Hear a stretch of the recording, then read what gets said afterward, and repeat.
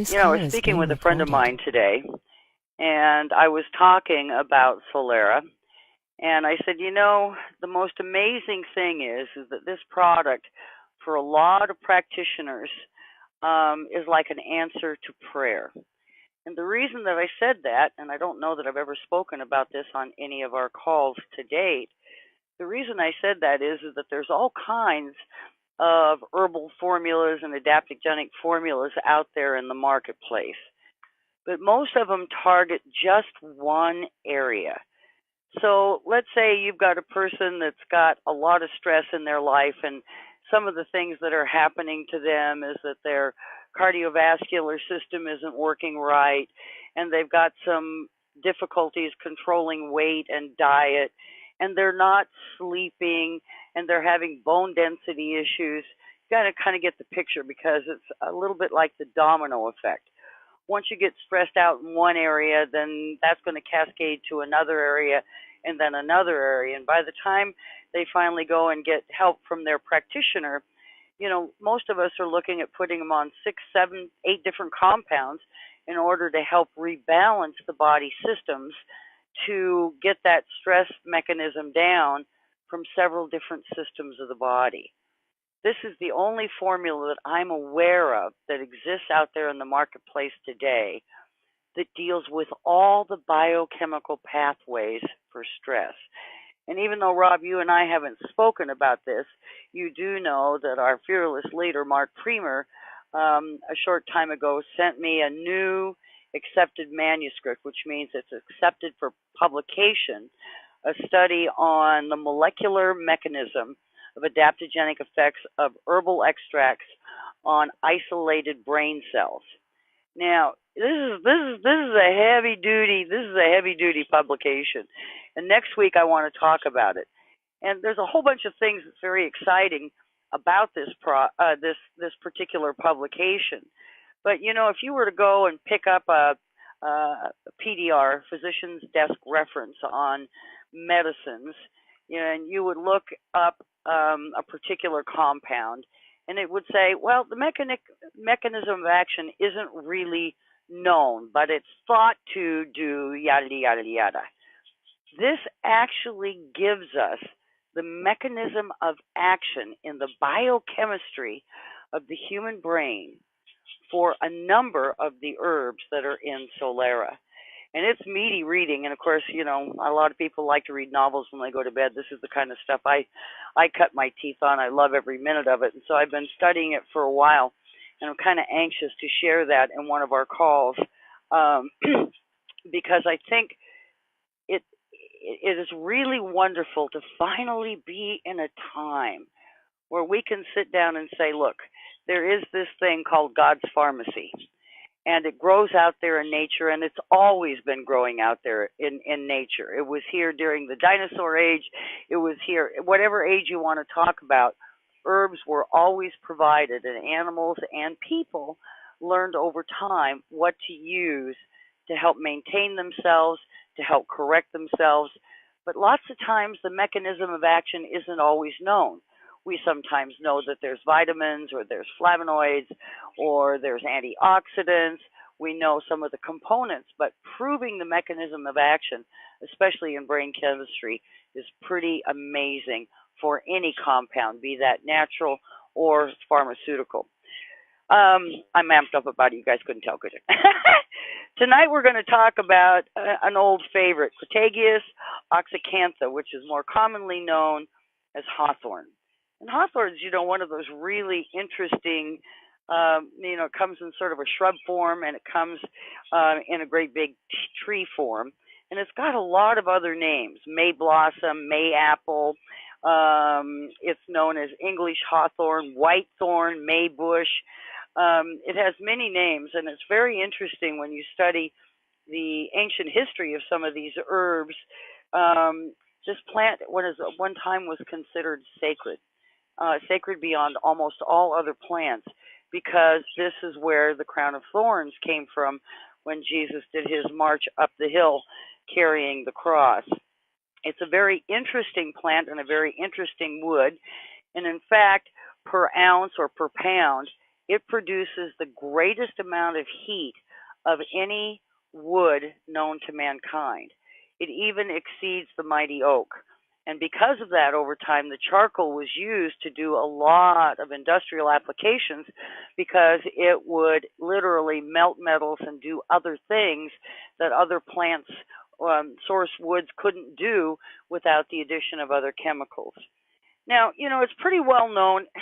Hawthorn is known as the heart herb, and it's been known that way for hundreds of years. And there are lots and lots and lots of studies. We do know that in general, it improves the healthy functioning of the heart muscle itself. It helps promote overall balance and harmony and health to the whole cardiovascular system. And it contains some very interesting antioxidants. It was used hundreds of years ago for the heart, and today it's still currently used to relieve heart stress. And in fact, in the United States, since the early 1800s, doctors were using this herb for relieving respiratory illnesses, circulatory disorders, and heart irregularities. Now, like all herbs, there are different parts of the plant that are used. So in the case of hawthorn, they can use the flowers, they can use the leaves, or they can use the fruits. And the fruits are a very teeny tiny bright red berry, hence one of its names, thorn apple, because if you look at it under a microscope or even a magnifying glass, it looks like a little baby apple. And it has some interesting, depending upon which part you use, it can have a very sweet taste or it can have a very sour taste. Now,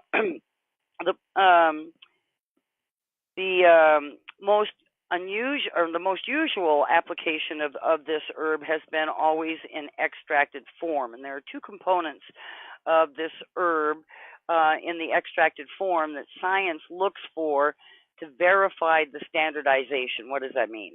It means that there are certain components in there that they know are really, really good for your heart. And so when they do an extract, which is, sometimes done with alcohol, sometimes done with glycerin.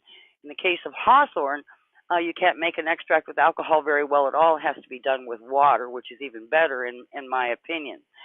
And these two compounds that they're looking for when they standardize it are because they strengthen the heart muscle itself and they promote circulation.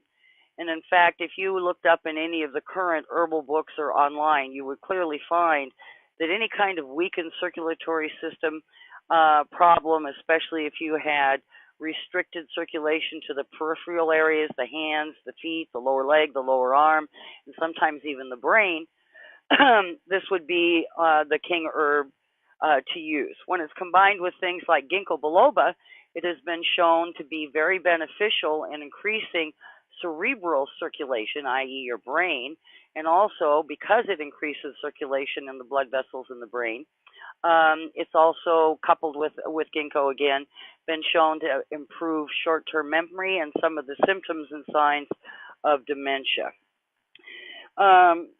It's also really good in the fruit especially has been shown to be useful when we have tightness in the chest or chest pains, heart failure, and hardening of the arteries.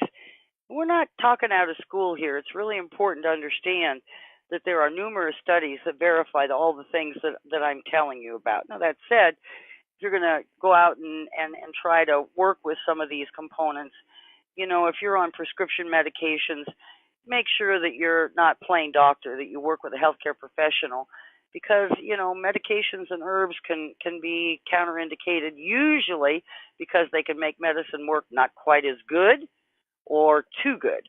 So we don't have that worry about our Solera extract because of the guy who created it, all the testing that's been done with it. But, I'm a person that believes always consult with your healthcare provider if you're on medications or you have special issues that you're dealing with, to make sure that you're adding the right things to the protocol that you're working with your body. Now, one of the things that hawthorn contains is something called proanthocyanins. Most of us know about that, PCOs. It's a very powerful antioxidant. In the study that I was referring to earlier, there was some very interesting data about these proanthocyanins and their ability to neutralize what are called oxygen radicals. Oxygen radicals do probably the most damage of any free radical that is naturally produced from certain processes in the human body. And your body comes fully programmed to produce internal antioxidants to deal with those processes. But as we get stressed out, as our pH becomes irregular from high blood sugar, too much stress, too much coffee, not enough water, too much sugar, and the list goes on, well, then things change, and we can actually increase the amount of these oxygen radicals faster than our bodies can actually produce the good stuff to neutralize that reaction. And indeed, it's one of those types of reactions that can cause one of the manyest types of heart attacks. Um, Flavonoids. Flavonoids we've talked about a lot. They're really good for the overall body. They serve as an antioxidant. They're natural anti-inflammatories. There's a whole group of them. Most plants have several forms of flavonoids in them. One of their great capabilities is to maintain the elasticity of the blood vessel and arterial wall. This is a big thing. I mean, think of the tires on your car. It holds the road really good when you got 10,000, 15,000, 20,000 miles. But when you start getting up into that 30,000 to 50,000 mile range on tires, and there are tires that'll go that long, but as they get closer to their expiration time or miles, well, they get worn, they get smooth, they get thin, they get brittle, and there can be a blowout. Welcome to the world of heart attacks and strokes. This is what literally happens to our blood vessels as we age, and I don't necessarily mean age chronologically, because medications that we take, diet, lack of exercise, too much stress, blood sugar regulation can actually cause our circulatory system to age more rapidly than the years that we have on our bodies. And so they become thinner, they become dried and less flexible. And one of the first signs of this is that we start to have a little bit of blood pressure problems. And blood pressure problems are not always just hypertension. In other words, our blood pressure goes up. But sometimes as the aging process happens in certain blood vessels in our body and it becomes dried out and they shrink due to lack of flexibility, we can also have hypotension. And trust me, hypotension isn't any better for you. And in fact, in some ways, it's actually worse than hypertension. Uh, so Hawthorne then has been long known to resupply these flavonoids to help maintain and nourish the blood vessel wall so that it maintains its subtle ability to expand and contract without breaking and to prevent it from looking like paint that's too old and chipping off the side of the house. It's really pretty neat. One of the real interesting things about hawthorn is its ability to enhance capacity for exercise. Enhance capacity for exercise. This is kind of important. Many of us who've been bicyclers and runners and skiers and mountain climbers, as we get older, we can have this impact where when we go out and exercise as hard as we used to, even if we're even only in our late 30s or even late 40s, all of a sudden we notice that we can't push it as hard, we can get lightheaded, our recovery time slows down, and this really can kind of go back to the fact that vascular wall has lost some of its flexibility. And we make this great demand by fueling up the system, working the muscle, burning through the fuel. Well, guess what? Those blood vessels not only carry in all the oxygen, carry away carbon dioxide, the metabolic waste of using our oxygen, but they also carry all of these nutrients to fuel the muscle, to deal with the lactic acid buildup. And that's not only just the muscles that make us walk around, but your heart is probably one of the fanciest muscles you've got in your whole body. So they have studied hawthorn a great deal for its capacity to improve your ability to exercise, and it also helps to get rid of shortness of breath and fatigue that's associated with pushing yourself a bit hard. Um, Stress is one of the most interesting things that we all kind of know about. We've all been there, we've all experienced, we all have stress coping mechanisms. Some people it's a glass of wine, some people it's a chocolate bar. There's a variety of things that we do to try and calm ourselves down when we're stressed out. The unfortunate part about much of that is that it only temporarily alleviates the stress in that moment for half hour, an hour, maybe two. And so what happens is we tend to do more and more of that stress coping mechanism, but we're treating the symptom and we're not getting to the underlying cause. And the underlying cause is definitely biochemical. And so what we need then is a formulation that talks to the systems of the body that regulate stress. And that starts upstairs, but it's not just limited to the brain. There's a lot of stress mechanisms that happen in the lower body. We've talked about this a little bit vis-a-vis cortisol production by the adrenal glands. There's a very interesting study that was published in Phytomedicine, the International Journal of Phytotherapy and Phytopharmacology. And the study was done again, this particular one, again, around exercise. And what they found in this particular study was that as we work harder and harder, go to higher altitudes or deeper altitudes, as in the case of scuba diving, that the scavenging molecules, superoxide and hydroxyl and peroxyl radicals, increased. And when subjects were given hawthorn extract in advance of their workout, they found that the production of the superoxide, the hydroxyl, and peroxyl radicals diminished remarkably because the hawthorn was able to basically gather it up and break it down into usable material over and over again, preventing a lot of the side effects that can happen when those guys are built up in the body.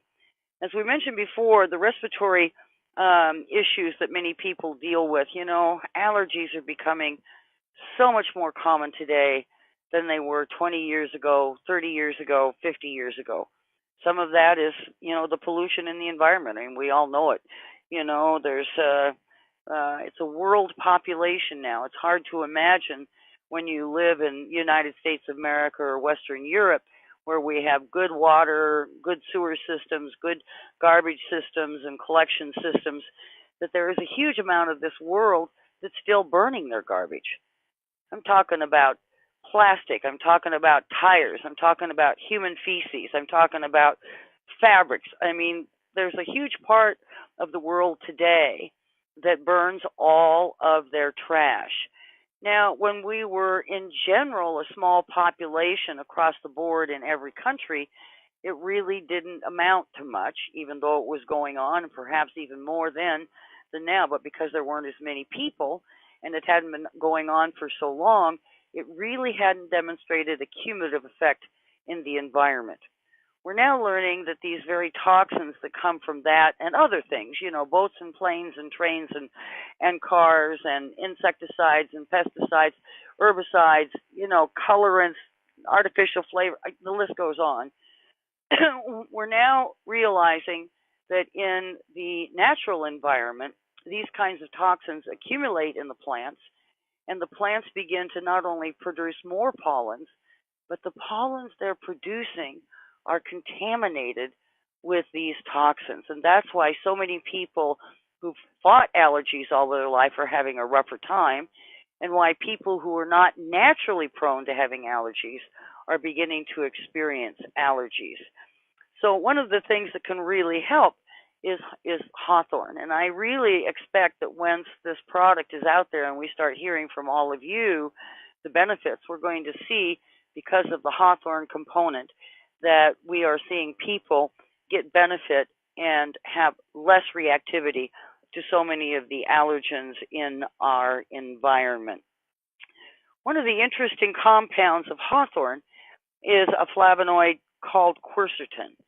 Now, if you fought allergies at all in your life, there has been out there in the open marketplace for quite a bit of time a number of quercetin type formulas, quercetin and nettles, quercetin and phygeum, and they've well been used by many, many folks to improve their resistance to environmental allergies. Well, here we have it naturally occurring in our hawthorn. And there's actually three different types of quercetin. There's, I think, 12 altogether, and we'll probably find a few more as more and more and more science marches into the phytoceutical and phytopharmacology studies of herbs and the active components. Another one that it contains is called Vitexin, Vitexin.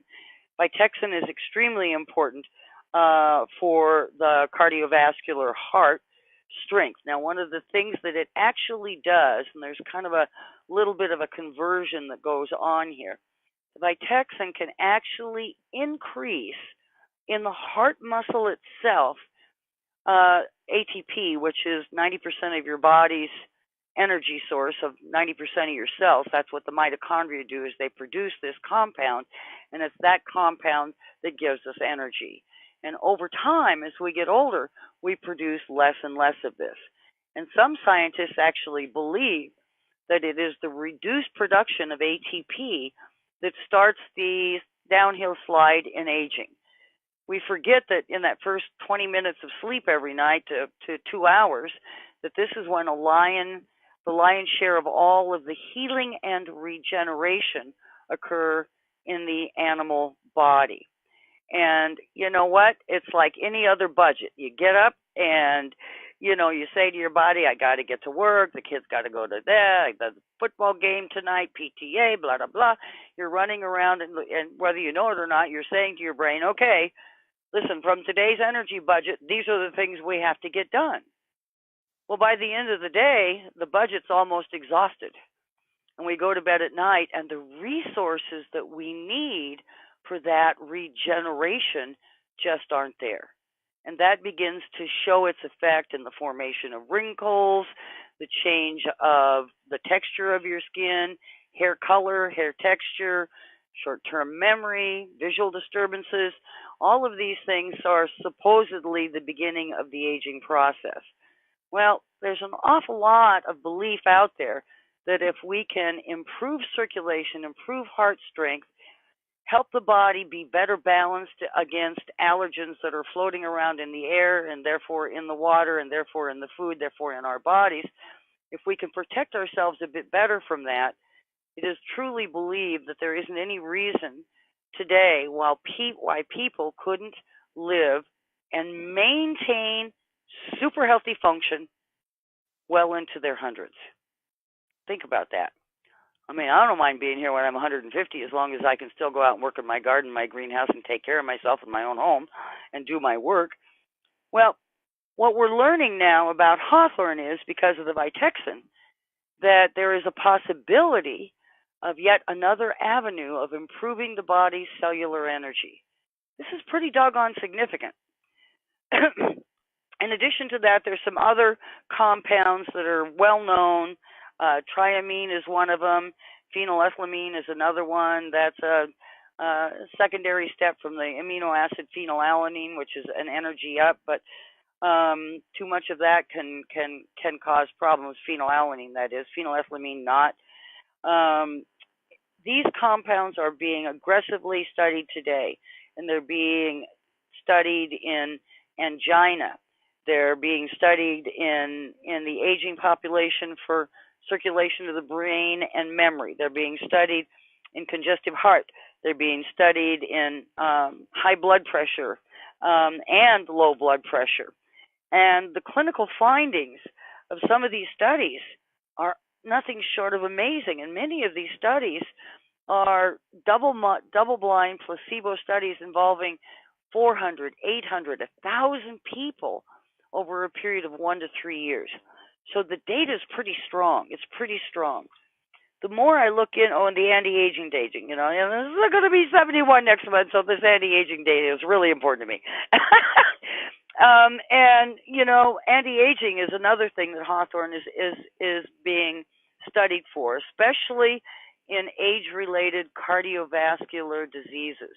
One of the studies that is very intriguing was done on people with diabetes and also heart issues, and they found that by giving and they did several groups and they did several volumes of the amount of the extract that was given, but they found that the diabetic person with heart issues benefited greatly in rebalancing not only their blood pressure, but in heart strength tests and in circulation to the peripheral areas. You're all aware, if you've ever been around anyone with diabetes, if they drop something heavy on a toe or a finger, the risk is very high for gangrene and amputation.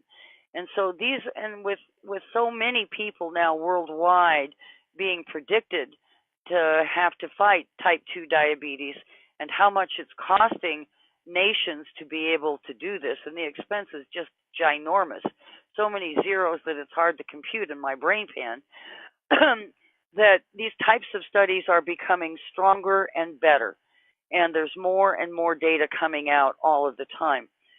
So we get to look forward to the future of seeing the kind of effects that our Solera has, and we can't make any claims just because we've got Hawthorne in there that we're going to get all of those benefits. But we can talk about what science has found, and we can talk about what's been traditionally true. You know, I doubt that if a lot of the medicines that we see prevalent in the world today are still going to be here in 1 century, 2 centuries, 3 centuries, 4 centuries, and yet herbs have been here that long and longer. And sometimes when we just take even a small amount on a regular basis, it's amazing how supportive that can be to our personal health goals, both current and long term. I think that we've grown up a little bit. I think we're finally figuring out that each of us needs to be a very active player in the maintenance of our own health. And in the process of doing that, when we do have to end up and go to the doctor, we actually are presenting him overall a better body to work on, so the outcomes overall will be better.